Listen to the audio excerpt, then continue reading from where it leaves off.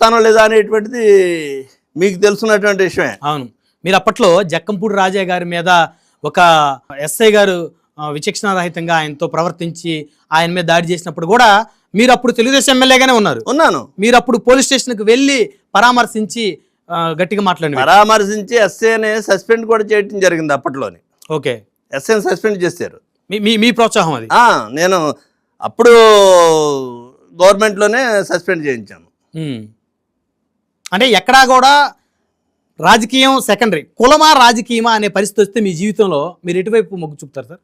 అంటే రాజకీయాలు అనేటువంటివి వస్తుంటాయి, పోతుంటాయి.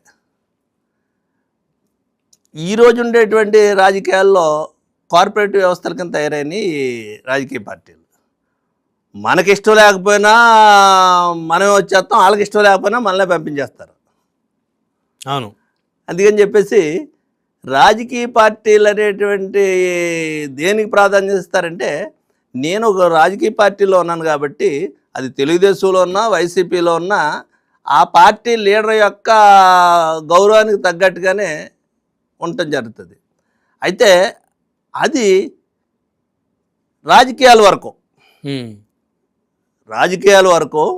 నేనున్న రాజకీయ పార్టీ నా నాయకుడికి గౌరవం పెరిగేటువంటి విధంగా ప్రవర్తిస్తాం.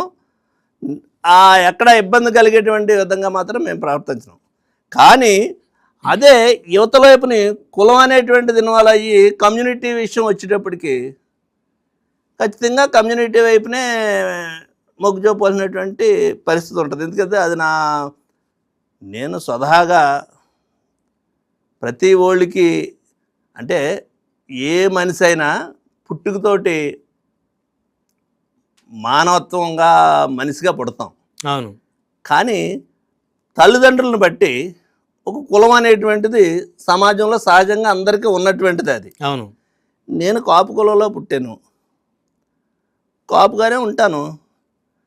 రాజకీయ పార్టీలు అనేటువంటిది మా పార్టీకి సంబంధించి రాజకీయాల విషయాలు వచ్చేటప్పటికి పార్టీకి సంబంధించినటువంటి విషయం మీదే నిలబడి ఉంటాను. నేనున్న పార్టీకి, ఏ పార్టీ ఉంటా పార్టీ. ఇప్పుడు మీరు వైసీపీలో ఉన్నారు కదా సార్? అవును. ఒకవేళ ఇదే పరిస్థితి ఇప్పుడు కందుకూరు ఘటన గనక రాయలసీమ జిల్లాల్లో జరిగి గనక ఉన్నట్లయితే, జగన్మోహన్ రెడ్డి గారు ముఖ్యమంత్రిగా ఉండి రాయలసీమ జిల్లాల్లో కందుకూరు లాంటి ఒక ఘటన జరిగితే అక్కడ మీ సామాజిక వర్గం చెందిన వారి మీద రెడ్డి సామాజిక వర్గం చెందినటువంటి వ్యక్తులు ఎవరైనా ఒకవేళ దాడి చేసి వారి మరణానికి కారణమైతే అప్పుడు కూడా తోట త్రిమూర్తులు గారు ఇదే విధంగా స్పందిస్తారా? ఖచ్చితంగా, దాంట్లో అనుమానం ఉంది. ఈ పరిస్థితి రానివ్వం. ఎందుకంటే అప్పుడైతే డైరెక్ట్గా నేను ఆ రోజు నేను ఎమ్మెల్యేగా ఉండి జగన్మోహన్ రెడ్డి గారు ముఖ్యమంత్రిగా ఉండుంటే ముందు ఆయనతోటే మాట్లాడి ఆ సమస్యను అంతవరకు రాకుండా చేయటం కోసం ప్రయత్నం చేస్తాను. ఓకే, వెళ్ళవలసినటువంటి పరిస్థితి ఖచ్చితంగా వెళ్తాను.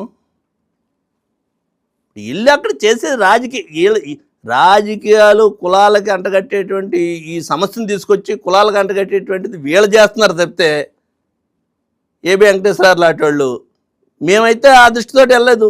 అసలు ప్రభుత్వమే దీని మీద స్పందించి ఉంటే మా అందరికీ పనే ఉంటుంది అక్కడ. అవును, మేము ఎందుకు వెళ్ళటం జరిగింది? సో ఎవరు స్పందించలేదు, అంతే కదా.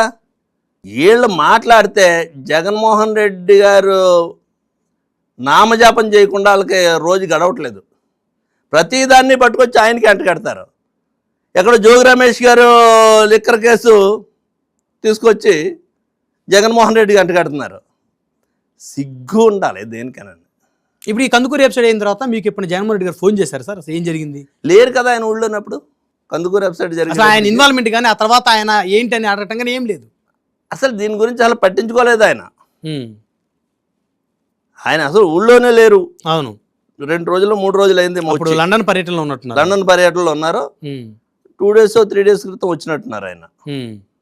మీరు మొన్న విజయవాడలో మాట్లాడుతూ ప్రెస్ క్లబ్లో